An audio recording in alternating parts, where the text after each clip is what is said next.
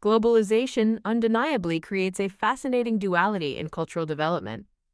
It offers unprecedented opportunities for cross-cultural exchange, allowing traditions to intermingle and evolve. Yet, it also poses a challenge to the preservation of unique local customs as dominant cultures sometimes overshadow them.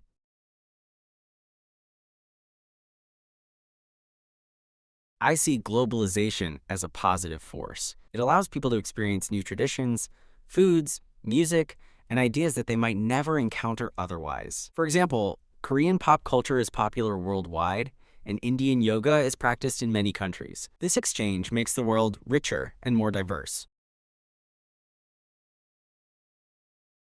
That's true, Lena. But globalization can also threaten cultural uniqueness. When global culture dominates, local practices sometimes get overshadowed. Think about how fast food chains have spread everywhere. In many cities, they replace traditional foods, and younger people often prefer global brands over local customs. I think you both make valid points. Globalization does spread awareness, but it can also create uniformity, where everything starts looking the same. That can harm smaller cultures that don't have the same visibility.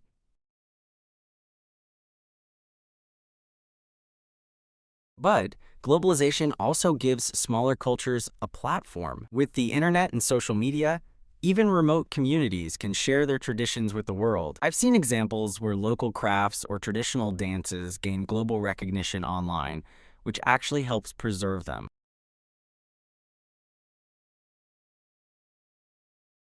True, but not every culture has the same reach. Big, powerful cultures dominate international media, while smaller ones struggle to compete. For instance, Hollywood movies are available everywhere, but local cinema often doesn't get the same attention. This imbalance can push local traditions to the background. That's a valid concern. At the same time, I've noticed globalization encourages inclusivity and open-mindedness. Students studying abroad, for example, often learn to respect other traditions, which reduces stereotypes and promotes tolerance. Yes, and cultural exchange also sparks creativity. When different cultures meet, they inspire new forms of art, music, and even fashion. Fusion cuisine is a good example, mixing recipes from different countries to create something new.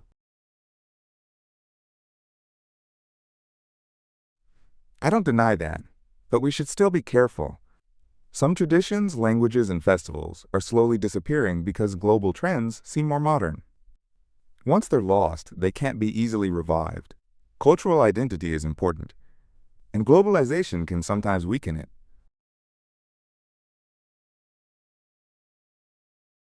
So, to sum up, globalization influences culture in both positive and negative ways. It connects people, spreads ideas, and promotes creativity, but it can also cause cultural erosion and dominance of powerful cultures. The best approach is balance, embracing the benefits of globalization while preserving and respecting local traditions.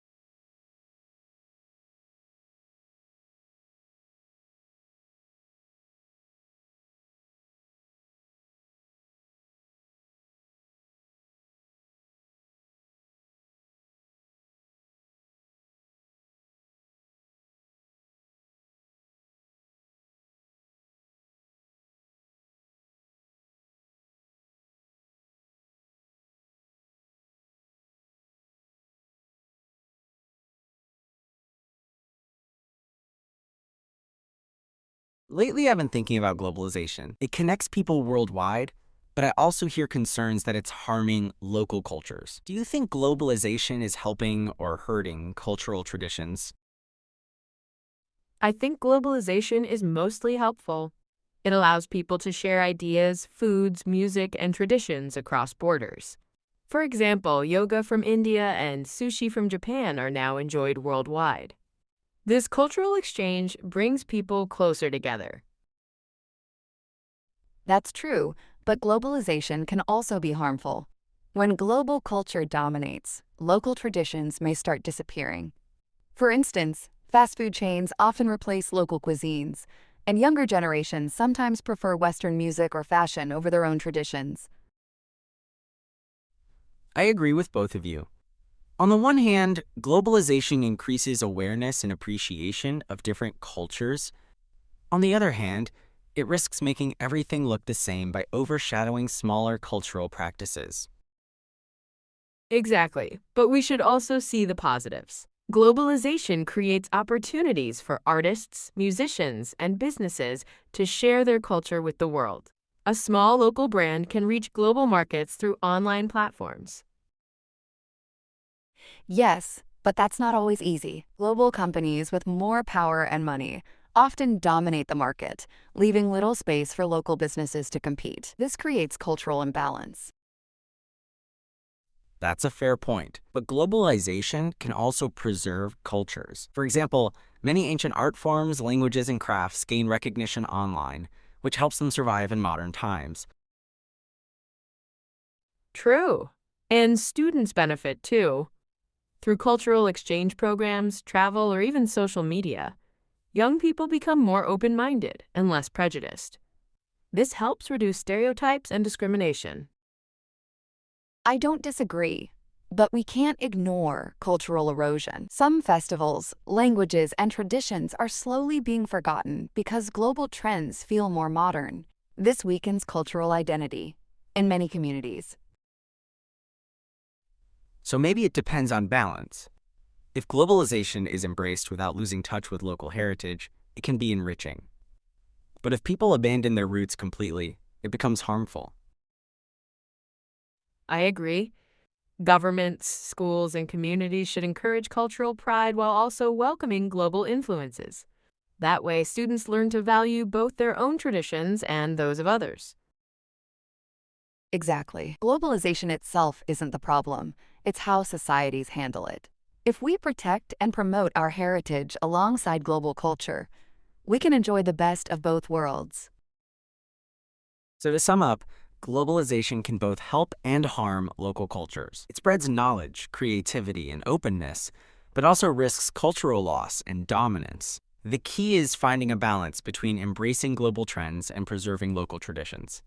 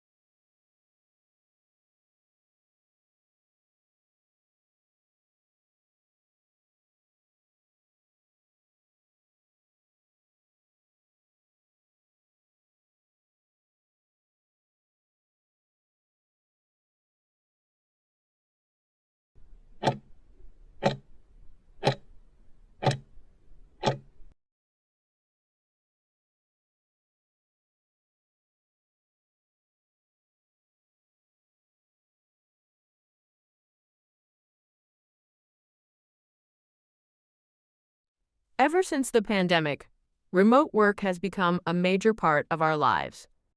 Some people say it's the future of work, while others argue it has too many downsides. What's your opinion on remote work? I think remote work is great. It gives employees flexibility. People can save time and money on commuting, spend more time with family, and even manage household responsibilities better. For many, this improves work-life balance. That's true, but it's not always positive. Working from home can blur the line between personal and professional life.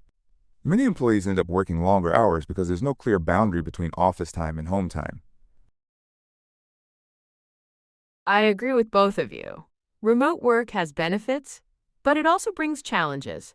For example, some people feel isolated because they don't get to meet their colleagues in person. Yes, but technology makes it easier to stay connected. With video calls, chat platforms, and online collaboration tools, teams can still work efficiently, even if they are far apart. True, but online communication can't fully replace face-to-face interaction. Office conversations often spark creativity, while remote meetings tend to feel formal and limited. That's a good point. Creativity and teamwork sometimes suffer when everything is virtual. On the other hand, remote work allows companies to hire talent from all over the world, not just locally. Exactly. It also gives opportunities to people who may not be able to travel, such as those with disabilities or living in rural areas. Remote work can make jobs more inclusive. But not all jobs can be done remotely. Fields like healthcare, manufacturing, or construction require physical presence. Remote work is mainly for office jobs. That's correct. Another issue is productivity. Some employees are more productive at home without office distractions, while others get distracted by household chores or family members. Right, it depends on discipline. Remote workers need self-motivation and time management skills. For those who can manage, it's highly effective. Still, companies worry about monitoring employees. Some businesses have introduced tracking software, which creates stress and distrust. That's a big drawback. Yes, and let's not forget mental health. Sitting alone in front of a screen for long hours can make people feel lonely and disconnected. Offices provide social interaction, which is important for emotional well-being. That's why many companies are now trying hybrid models. A mix of remote and office work could balance flexibility with social interaction. I agree. Hybrid work seems to be the best option for the future, offering both freedom and structure. So to conclude, remote work has clear pros like flexibility, inclusivity, and global opportunities, but it also has cons such as isolation, blurred boundaries, and reduced teamwork. The future may lie in a blended approach.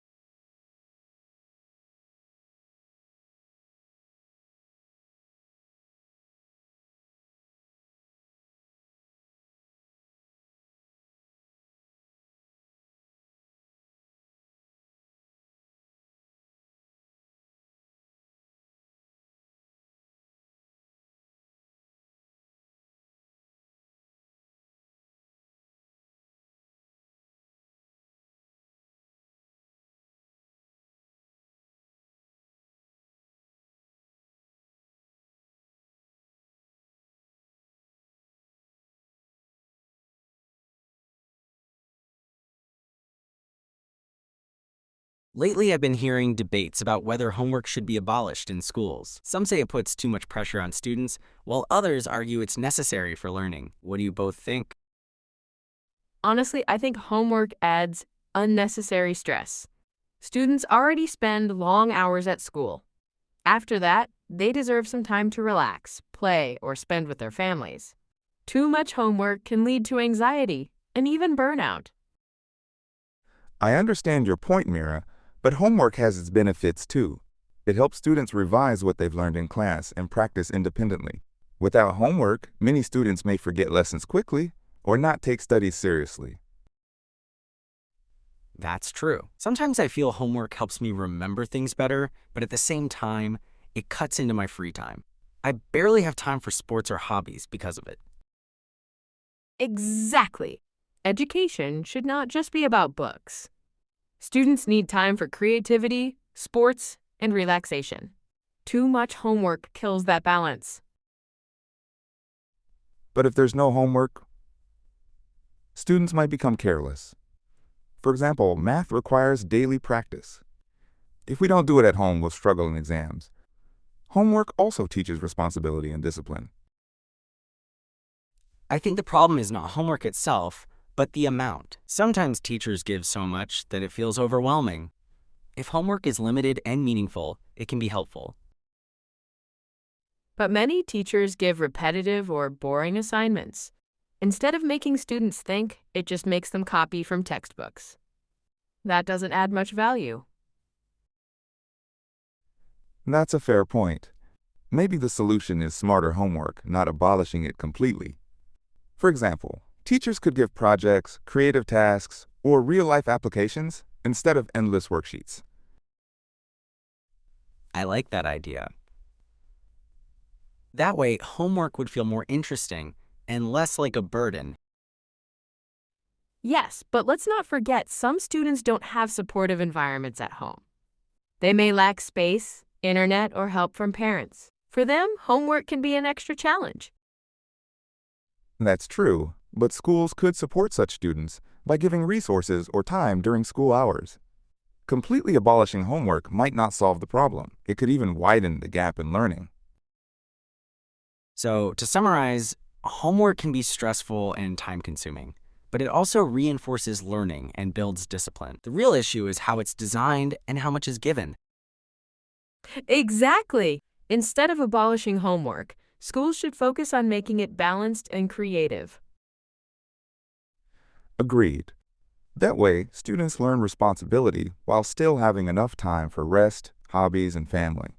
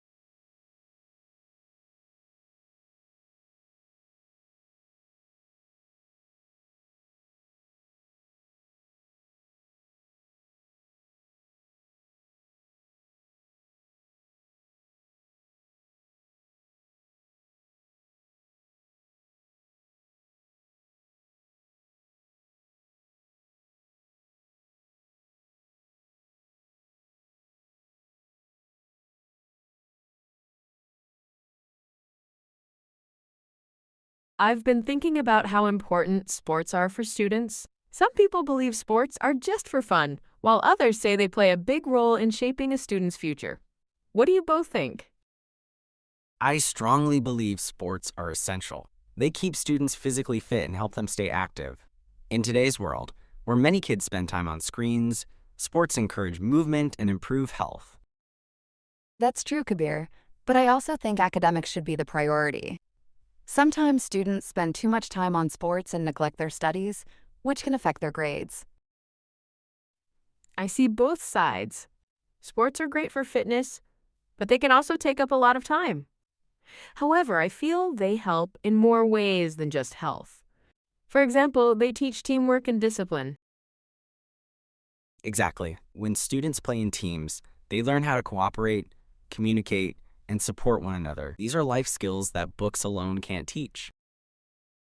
I agree teamwork is valuable, but not every student is interested in sports.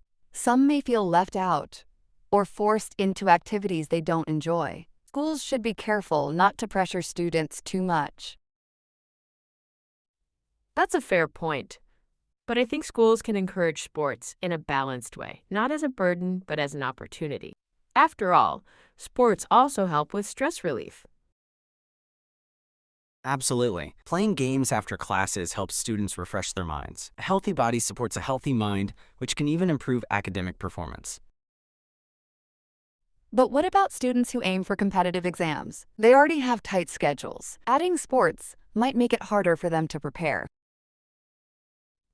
Maybe it's about balance. Sports don't need to take up all the time. Even short daily activities or weekly games can provide benefits without disturbing studies. Let's not forget, sports can open career opportunities too. Many athletes started young in schools. It's not just about fitness, but also about building confidence and even professional pathways. That's true, but only a few students actually reach professional levels. For most, sports remain a hobby. Still, I admit, they contribute positively to personality development and leadership skills. So it seems sports are not just about physical health. They also help with emotional well-being, social skills, and sometimes even careers. Exactly. Sports should be seen as part of education, not separate from it. I agree now. Sports should be encouraged, but with the right balance so students can manage both academics and athletics. To sum up, sports are vital for student development. They improve fitness, teamwork, confidence, and stress management. But balance is the key, so that academics and sports go hand in hand.